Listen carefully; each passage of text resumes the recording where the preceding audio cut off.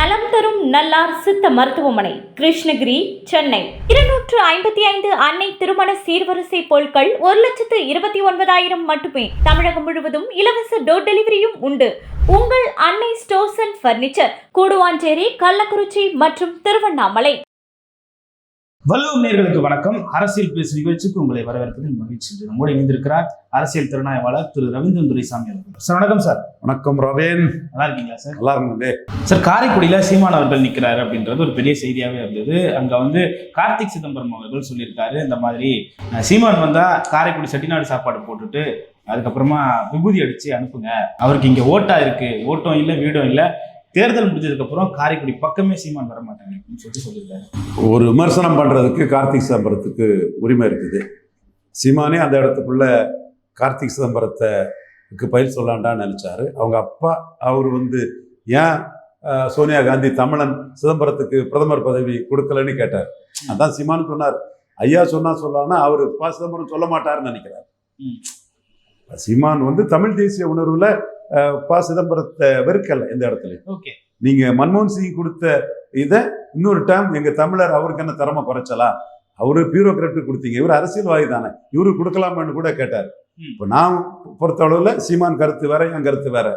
ஒரு நேர்மையான ஏகே ஆண்டனி பிரதமர் ஆகணுமா, ஒரு சோசியோ பார்த்து சிதம்பரம் பிரதமர் ஆகுமான்னு கேட்டா என் கருத்து நான் அன்னைக்கு இன்னைக்கும் ஒரே மாதிரி பேசுவேன். மோடியை இழிவா பேசின சிதம்பரத்தை விட மலையாளி ஏகே ஆண்டனி பிரதமராக தகுதியானவர் நான் சொன்னேன். பட் சீமான் அந்த இடத்துல தமிழ் தேசிய அரசியல், தமிழர் அரசியல் பண்றதுனால சிதம்பரம் பிரதமர்னு சொன்னார். அதனாலதான் சீமான் நம்ம ஐயாவை பிரதமருக்கு தகுதியானவருங்கிற இதை தமிழ் மண்ணில நாம தான் சொல்லியிருக்கோம். அவருக்கு அண்ணன் ரவீந்திர துரைசாமி கூட ஏகே ஆண்டனி தான் சொன்னார், நேர்மையானவர், மேன் ஆஃப் கேரக்டர் அந்த இடத்துல பண்ண. பட் இவரு இன்னைக்கு சிதம்பரத்துக்கு ரோல் திமுக காங்கிரஸ் கூட்டணி இது பண்ணியிருக்காரு. ராகுல் இதுக்கு போர்போட்டிஸ் பண்ணிட்டாரு, முக்கியமான ஆளு. இன்னைக்கு அவரு தமிழ்நாடு காங்கிரஸ்ல அவர் பெரிய தலைவராக இருக்காருங்கிற அந்த உண்மையை நம்ம மறுத்து பேச போறதில்லை.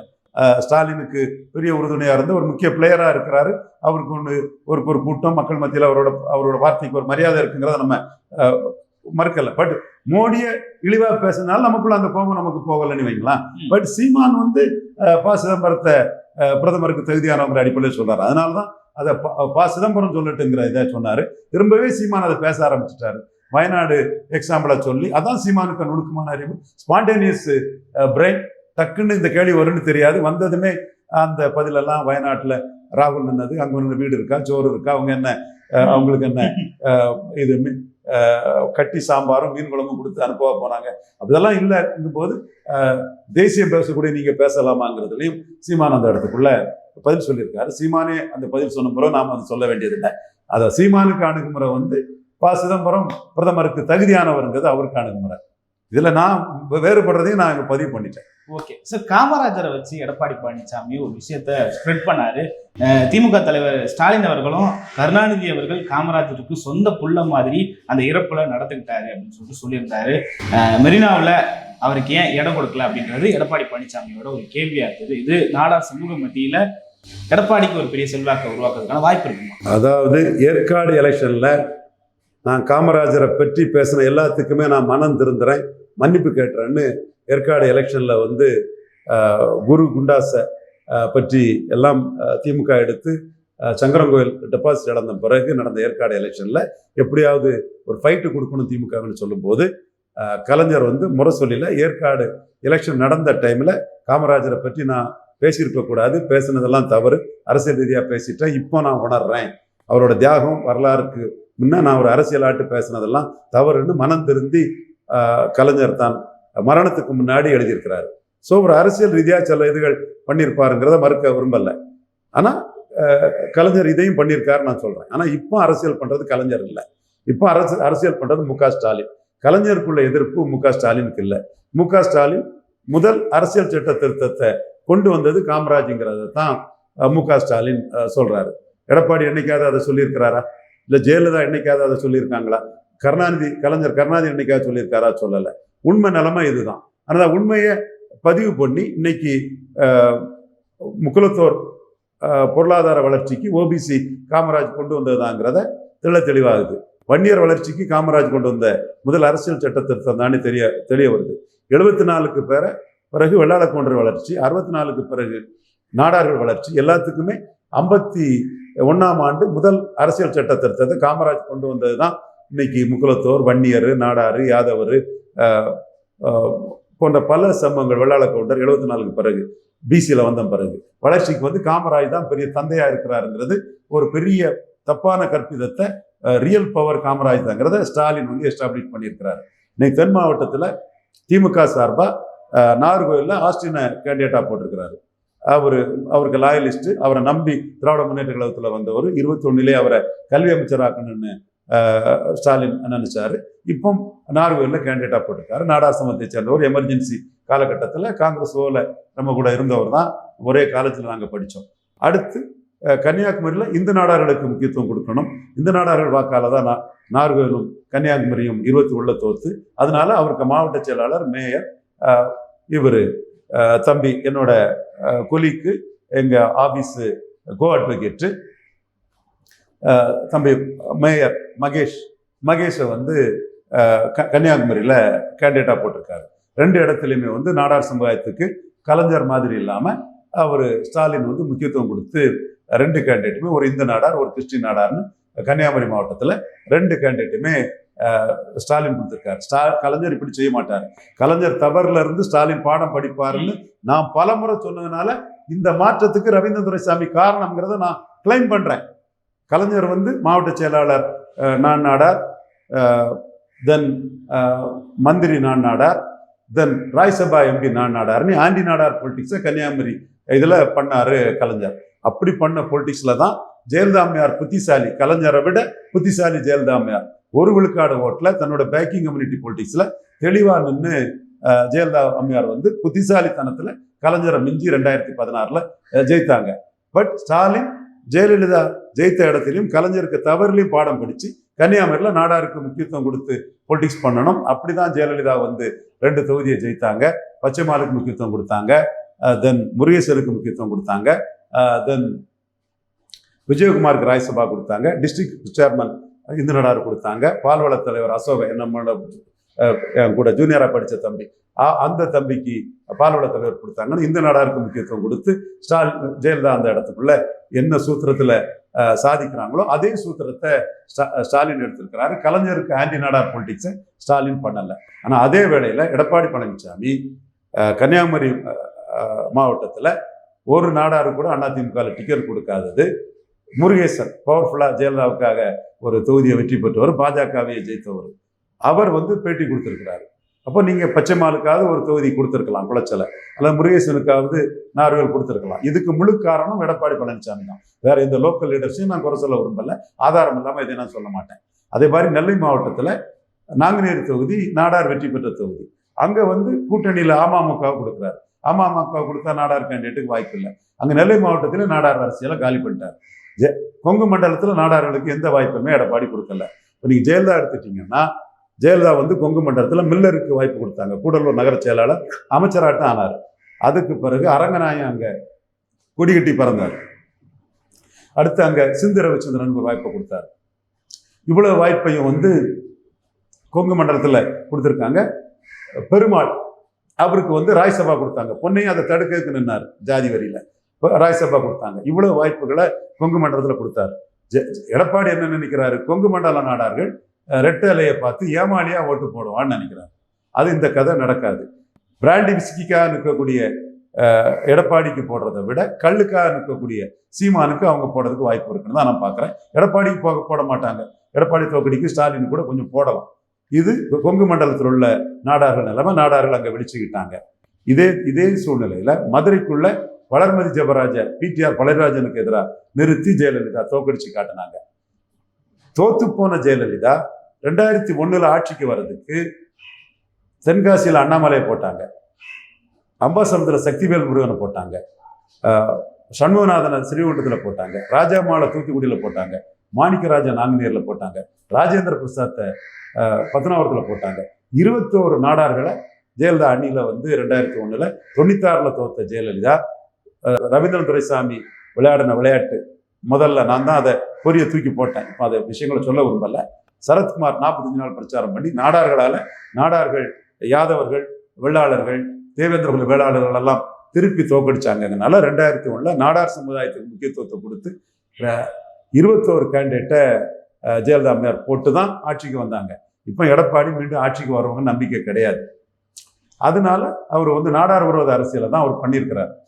ஸோ அவர் மட்டும் நாடார் விரோத அரசியலை பண்ணல, பாஜகவும் நாடார் விரோத அரசியலை பண்ணியிருக்காப்புல. நானும் வந்து இவர் அர்ஜுன் ராம் மேக்வால்ட்டே சொல்லிட்டேன், நாடார்கள் வந்து மோடி மேலே பற்றுதல் கொண்டவங்க தான். மோடி வந்து நாடார்கள் சிவன் ஐஎஸ்ஆர்ஓ சேர்மன் ஆக்குனாரு, நாராயணன் ஐஎஸ்ஆர்ஓ சேர்மன் ஆக்குனாரு, கிறிஸ்டின் நாடாரை டிஆர்டிஓ சேர்மன்ங்கிறது பெரிய போஸ்ட், அப்துல் கலாம் இருந்த போஸ்ட்ல வச்சாரு. ஜெகதீச பாண்டியனை ஒரு கத்தோலிக்க நாடார் தான், அவரை வந்து யஷ்வந்த் சின்ஹா ஃபினான்ஸ் மினிஸ்டராக இருந்தவர் கேட்ட போஸ்ட்டை பிரிக்ஸோட இந்தியன் ரெப்ரஸன்டேட்டிவா யஷ்வந்த் சின்ஹா வச்சாரு. ராஜன் சார் அவரை வந்து சிபிஐ டைரக்டர் ஆக்கியிருக்கணும், பட் நம்பர் 2ங்கிற அளவுக்கு ஐபியில் கொண்டு வந்தார். இவ்வளவு நாடார்களுக்கு வந்து மோடி பிரதமராக இருந்ததுனால தான், அதிகாரம் மோடி கையில் இருந்ததுனால தான் இந்த எக்ஸிக்யூட்டிவ் பெரிய பொசிஷன்ல இவ்வளவு நாடார்கள் வர முடிஞ்சது. எனக்கு மனசார தெரியும், மோடிக்கு அதை நான் நன்றி தெரிவிச்சுக்கிறேன். ஆனால் அதே பாஜக தலைமை பொன்னாருக்கு தியாகம் பெருசா, சிபி ராதாகிருஷ்ணனுக்கு தியாகம் பெருசான்னு கேட்டா, இந்துத்துவாவுக்கு வந்து தியாகமும் பொன்னார் தியாகம் தான் பெருசு. தன் வாழ்க்கையே இந்துத்துவாக அர்ப்பணிச்ச ஒரு சகோதரர் பொன்னார். நீரடிச்சு நீர் விழுவதில்லை. என் அண்ணன் தம்பிக்குள்ள 1000 பிரச்சனை இருந்தாலும் அது நீரடித்து நீர் விழுவதில்லைன்னு சகோதர பாசம் என்னைக்கு இருக்கத்தான் செய்யும். அவருக்கு மெரிட்டை மற்றவெல்லாம் அமுக்கும் போது நான் சொல்லாம வேற யார் சொல்லுவா? அப்ப நான் இன்னைக்கு தெளிவா சொல்றேன், இந்துத்துவாக்கு அதிகம் தியாகம் பண்ணதும் வெள்ளாள கவுண்டரை விட இந்து நாடார்கள் தான். வெள்ளாள கவுண்டர்கள் வந்து ஜெயலலிதாவுக்கு பேக்கிங் கம்யூனிட்டி பொலிட்டிக்ஸ்லேயே போயிட்டாங்க. ஜெயலலிதாவுக்கு பேக்கிங் கம்யூனிட்டி பொலிட்டிக்ஸ்ல அதிமுகவே போயிட்டாரு. வெயிலோ மழையோ சுனாமியோ நாடார்கள் தான் பாஜகவுக்காக நின்னாங்க. இன்னும் சொல்ல போனா தமிழ் மண்ணில் 2 மக்களவை உறுப்பினரை மோடி பிரதமராக ஜெயித்து கொடுத்தது பொன் ராதாகிருஷ்ணன் தான். அப்போ நீங்க வந்து பொன் ராதாகிருஷ்ணனுக்கு ஒரு ராஜ்யசபா கொடுத்து மத்திய அமைச்சர் ஆக்கியிருக்கணுமா இல்லையா? இவரு வந்து தியாகம் பண்ணவர் தான். சிபி ராதாகிருஷ்ணன் நான் மறுக்கல, சிபி ராதாகிருஷ்ணன் தியாகத்தை நான் மறுக்கல, வானதிக தியாகத்தை நான் மறுக்கல. அண்ணாமலை காஸ்ட் நியூட்ரல் லீடராட்டு காமராஜ் மாதிரி ஒரு தலைவராக வர்றதுக்கு தேசிய சக்திங்கிறத நான் மறுக்க வரல. ஆனா பொன்னாருக்கு ஒரு ராஜ்யசபா கொடுத்து ஒரு மத்திய அமைச்சர் ஆக்கியிருக்கணுமா இல்லையா? ஆக்கல. அப்ப இதுக்கு நாடார்கள் இன்னைக்கு பாடம் படிச்சு கொடுக்க முடிவு பண்ணிட்டாங்க. பிஜேபி தலைமையில முடிவு பண்ணக்கூடியவங்களுக்கு இந்த நாடார்கள் பாடம் படிச்சு கொடுக்க முடிவு பண்ணிட்டாங்க. அதிமுக எடப்பாடிக்கு நாடார் விரோத செயல்களுக்கும் பாடம் படிச்சு கொடுக்க முடிவு பண்ணிட்டாங்க. இதெல்லாம் புரிஞ்சுக்கிட்டு இந்த 5 ஆண்டுகள் உள்ள நிகழ்வுகள், கரண்ட் நிகழ்வுகளை புரிஞ்சுக்கிட்டு, என்னைக்கோ உள்ள ஒரு நிகழ்வை காமராஜருக்கு இடம் கொடுக்கல கலைஞர்னு 1975 உள்ள ஒரு நிகழ்வை சொல்லி என்னைக்கு பேசுறாங்கன்னு சொன்னா, எங்களை பொறுத்தவரை ப்ரப்போஸ் பண்ண கேண்டிடேட்டை எதிர்த்து ஒர்க் பண்ண இந்திரா காந்தியை மெய்காப்பாளரே கொண்டாங்க. நாங்க வந்து பாசிச பேரசைட் காங்கிரஸ் தான் நாங்க எதிர்க்கிறோம். எமர்ஜென்சியை எதிர்த்த காமராஜர் எமர்ஜென்சி எதிர்த்தாரு. எமர்ஜென்சி எதிர்த்த முதலமைச்சர் கலைஞர் மகங்கிறதுனால மு.க. ஸ்டாலின் எமர்ஜென்சியில சிறை சென்றாருன்னு மோடியும் சொல்றாரு. இப்போ நாங்க அந்த பார்வையில இருக்கோம். எது எப்படியோ அதற்கு பிறகு கலைஞர் வந்து 89 சீஃப் மினிஸ்டர் ஆனாரு. கலைஞர் அதுக்கு பிறகு 2006 சீஃப் மினிஸ்டர் ஆனாரு. ஸ்டாலின் அதுக்கு பிறகு பல வெற்றிகள் பெற்றார். என்னைக்கோ ஒரு முடிஞ்சு போன ஒரு விஷயத்த இப்ப திமுக எதிராக அண்ணா வந்து ரூபாய்க்கு 3 படி அரிசி தருவோம்னு சொல்லிக்கிட்டு தரலன்னு சொல்றது ஒரு இஷ்யூவா? இப்படி டெட் இஷ்யூஸை எடப்பாடி பேசிட்டு இருக்காரு. கரண்ட் இஷ்யூ பாஜக தலைமை நாடார்களுக்கு நியாயம் வழங்கல. மீண்டும் சொல்றேன், சிவன், நாராயணன், கிறிஸ்டோபர், ஜெகதீச பாண்டியன், ராஜன் சார், இதெல்லாம் மோடி இல்லைன்னா சாத்தியம் இல்லை. மோடி ஒரு ஓபிசி இல்லைன்னா இதெல்லாம் சாத்தியம் இல்லை. அதுக்கு நாங்கள் மோடிக்கு நன்றியை தெரிவிச்சுக்கிறோம். அது மட்டும் இல்லை, சசிகலா கிராப்டோனுக்கு எங்க கருத்தை மோடி ஏத்துக்கலன்னா வாய்ப்பு இல்லை, அதுக்கு நன்றி தெரிவிச்சுக்கிறோம். அதே மாதிரி விஜய் ஒரு நாசகார சக்தி, ஒரு அர்பன் நக்சல் மாதிரிப்பட்ட ஒரு விஜய் வந்து ராகுல் காந்திக்கு ஸ்டூஜின்னு நாங்கள் சொன்னனாலதான் விஜய்க்கு இந்த அடி ஜனநாயக அடி கிடைச்சது. இதுக்கெல்லாம் நாங்கள் நன்றி தெரிவிச்சுக்கிறோம். ஆனா நாங்க இப்போ வந்து ஒரு பாடத்தை படிச்சு கொடுத்தாதான் 2026க்கு மேல நாடார் அரசியல் வந்து முக்கியத்துவம் வரும். பொன்னாருக்கு ஏன் ராஜ்யசபா கொடுத்து மத்திய அமைச்சர் ஆக்கலங்கிற கேள்வியை நாங்க வைக்கிறோம். ரவீந்திர துரைசாமி கேள்வி பிஎம்ஓக்கு எதிரொலிக்கும். தேர்தல் முடியும் ரவீந்திர துரைசாமியோட அந்த கேள்வியோட உண்மைத்தன்மையை வெளிப்படுத்தும். இந்த காமராஜர் கல்லறை இதெல்லாம் வந்து எடப்பாடி சொல்றதுனால அதிமுக பாஜக கூட்டணிக்கு எந்த லாபமும் வந்துட போறதில்லை. எடப்பாடி ஒரு நாடார் விரோத அரசியல் பண்றாருங்கிறதும், இப்ப தமிழக பாஜகவில் மேல்மட்டத்தில் இருக்கவங்க நாடார் விரோதிகள்ங்கிறதும் நாடார் சமுதாயத்துக்கு தெரியும். அதனோட பாடத்தை 26ல் படிச்சு கொடுத்தாதான் மீண்டும் வந்து வெள்ளாள கவுண்டருக்கு பாஜகவில் கிடைக்கக்கூடிய முக்கியத்துவம் நாடார்கள் கிடைக்கும். தியாக வரலாறு கொண்ட இந்துத்துக்காக தன்னை அர்ப்பணித்த என் சகோதரன் அண்ணன் பொன்னாருக்கு ராஜ்யசபாவும் மத்திய அமைச்சரும் கிடைக்கும். இதற்காக நான் சமநீதி அடிப்படையில் என் சமூகத்துக்காகவும் இந்த இடத்துல நான் குரல் கொடுக்க தயாராக தான் இருக்கிறேன். இந்த குரலுங்கிறது தமிழகம் முழுவதும் அதிமுக பாஜக கூட்டணியை நாடார்கள் படுதோல்வி அடைவை செய்வதன் மூலமே நாடார் அரசியல் முக்கியத்துவம் பெற முடியுங்கிறது என்னோட ஆணித்தரமான கருத்து. வெளிப்படையாகவே நான் சொல்றேன். ஓகே சார், கடைசியா ஒரு கேள்வி. காரைக்குடியில சீமானுக்கு பிரபலமான ஒரு மருத்துவர் ஆதரவு தெரிவிச்சிருக்காங்க. சீமானுக்கு காரைக்குடி களம் எப்படி இருக்கு? வெற்றி வாய்ப்பு எப்படி இருக்கு? சீமானுக்கு காரைக்குடி களம்ங்கிறது லீடருக்கு உள்ள ஓட்டு. அருப்புக்கோட்டையில எம்ஜிஆர் 60 விழுக்காடு எடுத்தாரு, தமிழகத்துல 30.3 தான் எடுத்தாரு. ஜெயலலிதா அம்மையார் போடியில் 50 எடுத்தாங்க, தமிழகத்துல 20 சம்திங் தான் எடுத்தாங்க. அந்த மாதிரி லீடருங்கிற முறையில தமிழ்நாட்டில் 2.5 எடுத்த கமலஹாசனே 30 எடுத்தார். ஸோ அதே மாதிரி சீமானும் அவர் 6.5 எடுக்கும்போது திருவெற்றியூர்ல 20க்கு மேல எடுத்தார். 1.1 எடுக்கும்போது அவர் கடலூர்ல 6-7 எடுத்தார். ஸோ இந்த இடத்துக்குள்ள லீடருங்கிற முறையில சீமானுக்கு பெரிய அளவு ஆதரவு கிடைக்க வாய்ப்பு இருக்கு. மேலும் சீமான் வேலுப்பிள்ளை பிரபாகரனின் ஒரு பிரதிபலம் பிம்பமாக தான் பார்ப்பாங்க.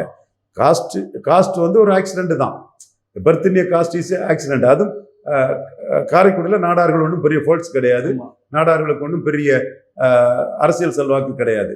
காரைக்குடியை பொறுத்தவரை வல்லம்பர் கம்யூனிட்டி அவங்க ஒரு முக்கியமான ஒரு கம்யூனிட்டி. வல்லம்பர் வில்லம்பர் அது ஒரு முக்கியமான ஒரு மார்ஷியல் கம்யூனிட்டி, போர் தொழிலில் ஈடுபட்ட ஒரு கம்யூனிட்டி அவங்க ஒன்று. நாட்டுக்கோட்டை செட்டியார்கள் அவங்க ரொம்ப பலவனான அந்த காஸ்ட்டு. நாட்டுக்கோட்டை செட்டியார்கள் தமிழ் மண்ணில் இலவசமாக இன்னைக்கு உள்ள இதை சொல்ல வரல, அன்னைக்கு எல்லா ஜாதியும் பயன்படுறதுக்கு கல்வியை சேவையாக செய்த ஒரு கம்யூனிட்டி. இன்னைக்கு அப்படி இல்லைங்கிறதையும் நான் பதிவு பண்ண கடமைப்பட்டிருக்கேன். அவங்க இருக்காங்க. முக்குலத்தோர் கள்ளர் இருக்காங்க, மறவர் ஓரளவு இருக்காங்க. மறவர் அந்த டிவிகே கேண்டிடேட்டோட தாத்தா பெரிய தியாக வரலாற்று சொந்தக்காரர். அவர் மிகப்பெரிய தியாகி.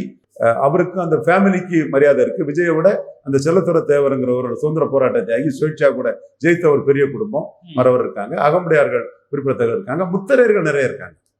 முத்தரையர் சமுதாயம், பெரும்படுகு முத்தரையர் அவரு மரபினர் நிறைய இருக்கிறாங்க. ஆசாரிமார் நிறைய இருக்கிறாங்க. எந்த ஒரு ஜாதியும் மெஜாரிட்டி இல்லாத ஒரு தொகுதி. ஒரு லீடரா சீமான் அனைத்து தரப்பு மக்கள் ஆதரவையும் பெற்று வெற்றி பெறதுக்கான சாத்தியக்கூறுகள் இருக்கு. அதை திராவிட முன்னேற்ற கழகத்தை சேர்ந்த டெல்லியில இருக்கக்கூடிய நாட்டுக்கோட்டை செட்டியார் சமூகத்தை சேர்ந்த என்னோட நண்பர் ஒருத்தர் சீமான் பெரியார் இருக்கிறது எனக்கு ஏற்றுக்கொள்ள முடியல, சீமானோட கொள்கைகளை எனக்கு ஏற்றுக்கொள்ள முடியல. பட் சீமான் மாதிரிப்பட்ட ஒரு மக்கள் தொண்டர் முழுக்க தன் வாழ்க்கையை மக்கள் பணிக்கு அர்ப்பணிச்ச ஒரு சட்டமன்றத்துக்கு வரணுங்கிற ஒரு பதிவை போட்டிருக்காரு. அவர் பேரு கூட ஒரு திமுகவில் முக்கியமா இருக்கிறாரு. திமுகவில் ஒரு மக்கள் இதை மதிக்கக்கூடியவர் தான். அவர் ஒரு பதிவு போட்டிருக்காருன்னா கட்சி கடந்து சீமான் ஜெயிக்கணுங்கிற ஒரு உணர்வு மக்கள் மத்தியில் இருக்கு. அது லீடருக்கு தான் அந்த வாய்ப்பு கிடைக்கும். ஓகே சார், பல்வேறு கருத்துக்களை பகிர்ந்து கொண்டீங்க. மட்டும் ஒரு கான்செப்ட். நன்றி சார்.